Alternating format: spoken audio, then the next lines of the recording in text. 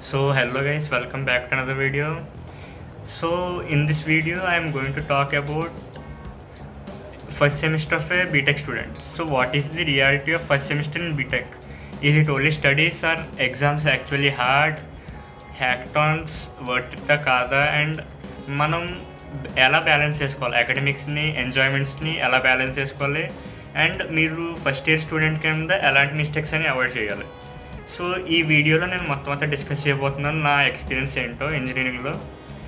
And ఈ semester complete అయ్యాక so first semester అనేది ఇప్పటికీ 5 months అయింది. బట్ ఐ హ్యావ్ రియలైజ్డ్ అంటే ఫస్ట్ సెమిస్టర్ నేను ఏమేమి ఎక్స్పీరియన్స్ చేశాను, ఏమేమి తప్పులు చేశాను అండ్ మీరు ఆ తప్పులు చేయకుండా ఈ వీడియో అనేది నేను చేస్తున్నాను. ఎందుకంటే ఇప్పుడిప్పుడే మెయిన్స్ రాసి ఎంసెట్లు రాసి ఇంటర్ స్టూడెంట్స్ అనే వాళ్ళు బీటెక్ వస్తారు ఆగస్ట్ ఆ టైంకి. సో ఐ థింక్ ఈ వీడియో అనేది వాళ్ళకి use అవ్వాలనుకుంటున్నాను.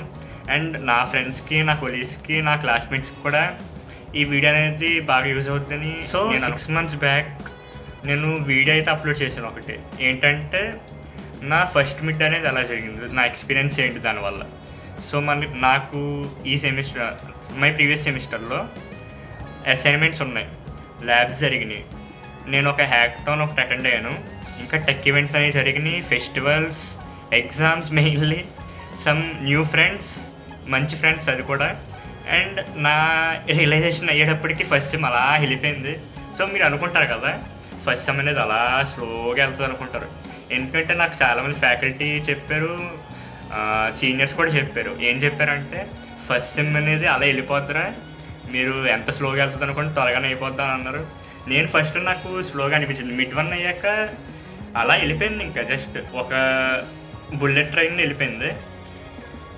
So today I want to talk అంటే నా ఫస్ట్ సెమ్లో నేను ఏమేమి తప్పులు చేశాను, మీరు ఇంకా ఎంత బాగా యూటిలైజ్ చేసుకోవచ్చు, ఇంకా నేను ఏమేమి నేర్చుకున్నాను. నాకు ఫస్ట్ బీటెక్ అనేది స్టార్ట్ చేసేటప్పుడు ఒక గోల్ అయితే లేదు మైండ్లో. అంటే నేను సాఫ్ట్వేర్ డెవలపర్ అవుతాను, లేదా వెబ్ డెవలపర్ అవుతాను, లేదా గేమ్ డెవలపర్ అవుతాను, ఇలా నాకేం లేదు. సో నేను ఏదో బ్లైండ్గా ఫ్లోలో వెళ్ళిపోయాను అంతే. ఎందుకంటే ఎగ్జామ్స్ రాశాను, ఎంసెట్ ఎగ్జామ్స్ రాశాను, ర్యాంక్ వచ్చింది, కాలేజీకి అప్లై చేశాను. So it was in August. నేను అప్పుడు కూర్చున్నా, ఓరియంటేషన్ అప్పుడు కూర్చున్నప్పుడు కూడా నాకు పెద్ద క్లారిటీ లేదు. అండ్ ఓరియంటేషన్ అప్పుడు మీకు తెలుసు కదా ఏదో క్వశ్చన్స్ ఏదో అడుగుతారు. నేను అప్పుడు that is the first time ఏంటి అంటే క్వశ్చన్ ఒకటి అడిగాను, నాకు ఎగ్జాక్ట్గా గుర్తులేదు కానీ ఆడియన్స్లో ఎవరన్నా వచ్చి మాట్లాడుతానని అడిగారు ఆ క్వశ్చన్ని, లేదా ఆన్సర్ చేస్తారని అడిగారు. ఆ టైంలో నేను ఆపర్చునిటీ అయితే గ్రాప్ చేసుకోలేదు. And later I have realized that opportunity వచ్చినప్పుడు గ్రాప్ చేసుకోవాలి. గ్రాప్ చేసుకోకపోతే మళ్ళీ ఎప్పుడు వస్తుందో తెలీదు, ఎలా వస్తుందో తెలీదు. ఎందుకంటే ఆపర్చునిటీస్ అనేవి మనకి మనంగా క్రియేట్ చేసుకోవాలి. అండ్ నీకెవరు చేతికి ఇలా పెట్టి తీసుకోమని అందరు కదా. And I think that's completely normal, ఎందుకంటే ఎవరూ లేగలేదు చెప్పాలంటే. కానీ నాకు అర్థమైంది ఏంటంటే స్కూల్ లైఫ్ని, ఇంటర్ లైఫ్ని కంపేర్ చేసుకుంటే బీటెక్ లైఫ్ అనేది నేను బాగా ఎంజాయ్ చేయాలి, బాగా చదవాలి, బాగా అంటే నాకు ఒక గోల్ ఉంది. చిన్న గోల్ ఏంటంటే సెటిల్ అవ్వాలి. అండ్ నాకు ఫస్ట్ సెమ్ అయ్యాక ఇది రియలైజ్ అయ్యాను, అంటే ఒక కాలేజ్ లైఫ్ అనేది జస్ట్ చదువుకుంటాం కాదు, చిన్న చిన్న ఎంజాయ్మెంట్స్ ఉండాలి, ఈవెంట్స్లో పార్టిసిపేట్ చేయడం. కానీ అకాడమిక్స్ని మరీ నెగ్లెక్ట్ చేస్తే ఎక్కడో చోట దెబ్బతినేస్తాం. సో నాకు ఫస్ట్ సెమ్లో ఉన్న సబ్జెక్ట్స్ అయితే ఇంట్రడక్షన్ టు ప్రోగ్రామింగ్ అంటే C language, and next engineering graphics, applied chemistry అంటే కెమిస్ట్రీ, మ్యాథ్స్ ఒకటి ఉందంట, linear algebra and calculus, and finally basic civil and mechanical engineering. ఇప్పుడు నాకు అర్థం కాదు ఏంటంటే కంప్యూటర్ సైన్స్ స్టూడెంట్ ఎవడన్నా ఈ సబ్జెక్ట్ ఆడతాడా బీసీఎం, ఏమో మరి పెట్టారు, చదివాం, అయిపోయింది, ఒక సెమ్మే కదా అయిపోయింది. సో నేనైతే సంథింగ్ దట్ మోటివేట్స్ మీ ఏంటంటే అకాడమిక్స్. ఎందుకంటే నా స్ట్రాంగ్ బిలీఫ్ ఏంటంటే నేను అకాడమిక్స్లో స్ట్రాంగ్గా ఉంటాను, ఫిజికల్గా అయినా ఎక్స్ట్రా కరిక్యులర్ యాక్టివిటీస్ మీద కంపేర్ చేసుకుంటే. అండ్ ఇంజనీరింగ్ గ్రాఫిక్స్ అనేది సంథింగ్ న్యూ. ఫస్ట్ యూనిట్ అనేది బాగానే ఉంది, దానికి లాస్ట్ యూనిట్ కూడా బాగానే ఉంది, మధ్యలో యూనిట్స్ అబ్బా ఉంది, ఏం చెప్పారో అర్థం కాలేదు, ఏం చేసామో అర్థం కాలేదు, కానీ అయిపోయింది. So engineering graphics and basic civil and mechanical engineering ఈ సబ్జెక్ట్స్ అనేవి నాకు చాలా అదలా అనిపించింది. ఎందుకంటే ఇంజనీరింగ్ గ్రాఫిక్స్ ఓకే, ఒక మాదిరిగా సరే సపోర్ట్ చేస్తుంది, కంప్యూటర్లో చేస్తాం కాబట్టి అనుకోవచ్చు. సివిల్ మెకానికల్ ఏం చేస్తాం ఇక నేర్చుకుని? ఇంకా అదొకటి. రిమైనింగ్ మ్యాథ్స్ అంటారా, మ్యాథ్స్ నాకు ఇష్టం కాబట్టి నాకు పెద్ద అఫెన్స్ లేదు దాని మీద. కెమిస్ట్రీ కూడా ఏం చేస్తాం నేర్చుకుని? అండ్ ఇంట్రడక్షన్ టు ప్రోగ్రామింగ్, ఇది ఇంపార్టెంట్. ఎందుకంటే మీకు కోడింగ్ చేయాలంటే ఏదో ఒక లాంగ్వేజ్ తెలిసి ఉండాలి. And C is the basic language అని నా ఒపీనియన్. అండ్ మా ఫ్యాకల్టీ అయినా కాలేజ్ వాళ్ళైనా దాన్ని ప్రోగ్రామ్లో పెట్టడానికి రీజన్ అదే. అండ్ నేను ఎక్కువ బిగినింగ్లో ఏంటంటే ఎక్కువ స్టడీస్ మీద ఫోకస్ చేశాను. అంటే బుక్ వేసుకుని కూర్చుంటాను, బయట తిరగడం కానీ ఇంక మిగతా పెద్ద ఆలోచించలేదు. కానీ అలా గ్రాడ్యువల్గా ఒక 1-2 మంత్స్ అయ్యాక ఏమైనా టెక్ ఈవెంట్స్ వస్తే అందులో పార్టిసిపేట్ చేశాను. అండ్ రీసెంట్గా సెకండ్ సెమిస్టర్ కాదు, ఫస్ట్ సెమిస్టర్లోనే సెమిస్టర్ ముందు అనుకుంటా ఏంటంటే హ్యాకథాన్ ఒకటి జరిగింది. సారీ ఎగ్జామ్స్ అయిపోయాక మార్చిలో జరిగింది అనమాట హ్యాకథాన్. సో హ్యాకథాన్లో నేను ఇంకా మా ముగ్గురు ఫ్రెండ్స్, శివ, జశ్వంత్ అండ్ గణేష్, వీళ్ళ ముగ్గురితో నేను టీం కింద పార్టిసిపేట్ చేశాను. సో మేము ఎక్స్పెక్ట్ చేయలేదు కానీ టాప్ 10 వరకు అయితే వెళ్ళాం. మరీ క్యాష్ ప్రైజ్ అంటారా, మనకు అంత ప్రైజ్ అంత ఏం లేదు కానీ ఏదో కాన్సలేషన్ ప్రైజ్ దొరికింది.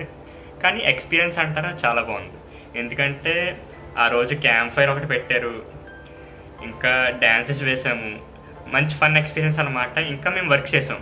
సో సంథింగ్ ఏంటంటే మేము టీమ్గా వర్క్ చేసాం. నేను ఒక ఆల్టర్నేటర్ పుల్ చేశాను ఆ హ్యాకథాన్ రోజు. ఏంటంటే రాత్రంతా కూర్చొని పని చేయడం. So I understood. అంతే ఒక వెబ్సైట్ డెవలప్ చేయాలన్నా, ఒక యాప్ డెవలప్ చేయాలన్నా ఎంత ఎఫర్ట్ వెళ్తుందో నాకు ఆ రోజు అర్థమైంది.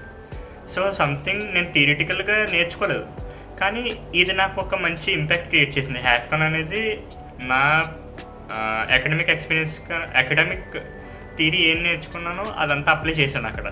అంటే ఒక వెబ్సైట్కి ఎలాంటి ప్రాంప్ట్ ఇవ్వాలి, వర్క్ ఎలా చేస్తుంది, ఒక చాట్ బాట్ అనేది ఏదో ఒక ఏఐ అనేది ఎలా వర్క్ చేస్తుంది క్రియేట్ చేయడానికి. సో మేము ఆ వెబ్సైట్ క్రియేట్ చేయడానికి యాంటీ గ్రావిటీ ఇంకా వేరియస్ టూల్స్ యూస్ చేసాం. అండ్ నాకు అప్పుడే ఏమర్థమైందంటే ఇంజనీరింగ్ అనేది జస్ట్ ఎగ్జామ్స్ అయి రాయడం కాదు, థియరీ అంతా గుర్తెట్టుకోవడం కాదు, టెక్ ఈవెంట్స్లో పార్టిసిపేట్ చేయడం, ఇంకా ఫెస్టివల్స్లో. సో నీకు ఏంటంటే నువ్వు బుక్ వేసుకునే కూర్చుంటే నువ్వు ఎలాంటి ఈవెంట్స్ మిస్ అయిపోయావు అనుకో, మళ్ళీ 4 years తర్వాత మళ్ళీ ఆ ఎక్స్పీరియన్స్ ఎప్పుడు రాదు. ఎందుకంటే ఇంక బీటెక్ అయిపోయాక ఏం చేస్తావు, ఎంటెక్ ఉంటుంది, మాస్టర్స్ ఇంకా అలా చేస్తావు, లేదా జాబ్కి వెళ్ళిపోతావు.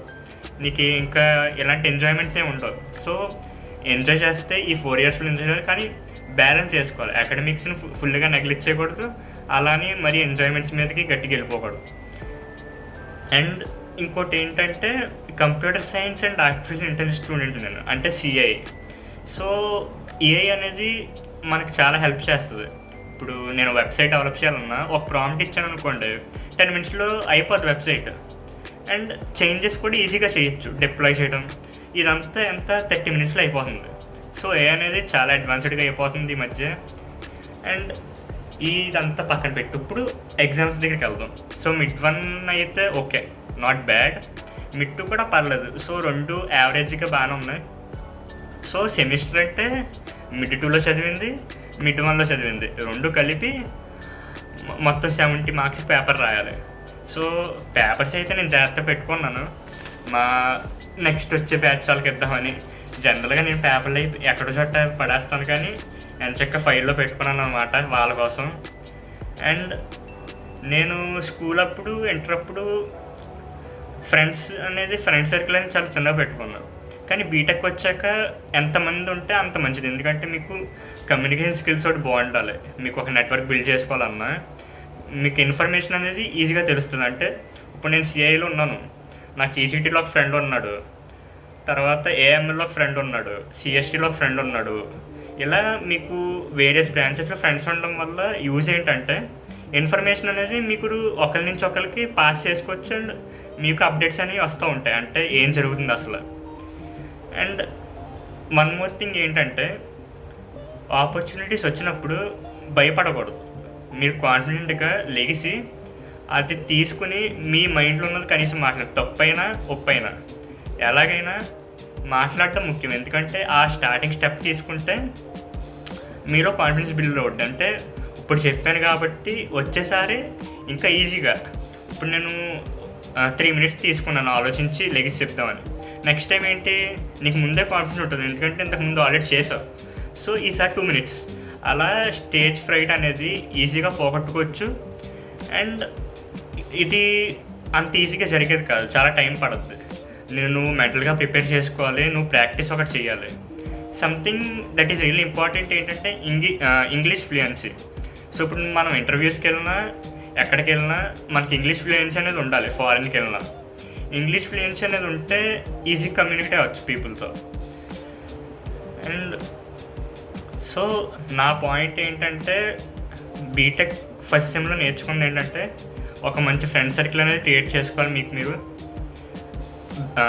ఎంజాయ్మెంట్ అండ్ ఎగ్జామ్స్ రెండింటిని బ్యాలెన్స్ చేసుకోవాలి. ఇఫ్ పాసిబుల్ అట్లీస్ట్ ఒక్క హ్యాకథాన్లో పార్టిసిపేట్ చేయాలి. లేదా టెక్ ఈవెంట్స్ అనేవి జరుగుతూ ఉంటాయి మీ కాలేజ్లో, మీ సీనియర్స్ ఎవరైనా కండక్ట్ చేస్తూ ఉంటారు, లేదా వర్క్షాప్స్ అనేవి జరుగుతూ ఉంటాయి. సో అందులో పార్టిసిపేట్ చేయడం. అండ్ బయట కాలేజెస్కి వెళ్ళి కూడా మీరు పార్టిసిపేట్ చేయొచ్చు. అలా ఇంకా మంచి ఎక్స్పీరియన్స్ వస్తే మీకు ఆ కాలేజ్లో కూడా మంచి ఫ్రెండ్స్ ఎవరైనా దొరకచ్చు. అండ్ ఫైనల్లీ టైం అనేది మేనేజ్ చేసుకోవడం. సో సంథింగ్ నేను ఫాలో అయ్యేది ఏంటంటే, ఇప్పుడు నాకు ఈరోజు టాస్క్ ఇచ్చారు, డెడ్ లైన్ మండే అనుకోండి, ఈరోజు ఫ్రైడే అండ్ సాటర్డే అనుకో, నేను ఈరోజే కంప్లీట్ చేయాలని ట్రై చేస్తాను టైం ఉంటాయి. ఎందుకంటే ఇప్పుడు నేను సాటర్డే నాకు ఏమైనా వేరే పనులు ఉన్నాయి, సండే అలాగే నేను నెగ్లెక్ట్ చేస్తాను. సో నాకు ఈ ముందు తెలుసు కాబట్టి నేను ఫ్రైడేని కంప్లీట్ చేసుకుని పెట్టేసుకుంటాను. సో కుదిరితే ఏంటంటే ఒక టాస్క్ ఉన్నప్పుడు దాన్ని టైంకి ముందే చేసేసుకుంటే గొడవ ఉండదు. సో మీకు టెన్షన్ ఉండదు, స్ట్రెస్ ఫ్రీగా ఏమన్నా ఇంకా వేరే పనులు ఏమన్నా ఉంటే అవి కూడా చేసుకోవచ్చు. So this is something I highly recommend to BTech students. And not only BTech students, people. ఓ పర్సన్కి మీ థింకింగ్లో ఏంటంటే టైం ఉన్నప్పుడు ముందే టాస్క్ అనేవి చేసుకోండి. ఎందుకంటే మీకు టైం సేవ్ అవుద్ది, టైం మిగులుద్ది, ఇంకా అడిషనల్గా ఏమైనా చేసుకోవాలన్నా. సో ఇలా ఎఫిషియన్సీ కూడా పెంచుకోవచ్చు. అండ్ మీకు జనరల్గా బీటెక్లో అసైన్మెంట్స్ ఉంటాయి. అసైన్మెంట్స్ అని అది ఒక బర్డెన్లా కాకుండా ఎంజాయ్ చేయండి. అంటే ఇప్పుడు మ్యాథ్స్ అయితే నాకు ఇష్టం కాబట్టి నేను ఎంజాయ్ చేస్తా. సో జనరల్గా ఇప్పుడు మీరు ఎగ్జామ్స్ తీసుకున్నారనుకో, అసైన్మెంట్ క్వశ్చన్స్ ఎక్కువ ఎగ్జామ్స్కి వస్తాయని చాలామంది నమ్ముతారు. అండ్ అసైన్మెంట్ అనేది మీరు మనస్ఫూర్తిగా చేస్తే ఎగ్జామ్ హాఫ్ పాస్ అయిపోయినట్టే. సో అసైన్మెంట్స్ని బర్డెన్గా కాకుండా ఒక ఎంజాయ్మెంట్ లాగా, ఒక ప్రిపరేషన్ కింద చేస్తే చాలా ఈజీగా అనిపిస్తుంది. చాలా మీరు ఆ బర్డెన్ ఫీల్ అవ్వరు, అంటే స్ట్రెస్ ఉండదు చేస్తున్నప్పుడు. సో నా ఫస్ట్ సెమ్ ఎక్స్పీరియన్స్ అయితే ఇదే. నాకు ఇంకా చాలా ఉంది నేర్చుకోవడానికి, ఇంకా చాలా ఇంప్రూవ్ అవ్వాలి. అండ్ నా జర్నీ అంతా ఛానల్లో అయితే పెడతా ఉంటాను ఎప్పుడు టైం ఉన్నా. అండ్ నాకు ఈ ఫస్ట్ సెమ్ అనేది చాలా నేర్పించింది. అండ్ నేను చేసిన తప్పులైతే మీరు రిపీట్ చేయకూడదని అనుకుంటున్నాను. And so guys, by the way మీ అందరికీ నేను ఇచ్చే ఛాలెంజ్ ఏంటంటే, నా ఫస్ట్ సెమ్లో ఎంత CGPA వచ్చిందో కామెంట్ చేయండి వీడియోలో. అండ్ మీకు ఇంకా ఏమన్నా ఎలాంటి వీడియోస్ కావాలో ఐడియాస్ చెప్పండి, ఆ వీడియోస్ కూడా ఆ కాంటెంట్ కూడా ట్రై చేస్తాను. సో అప్పటి వరకు బాయ్ బాయ్, మళ్ళీ కలుసుకుందాం వచ్చే వీడియోలో.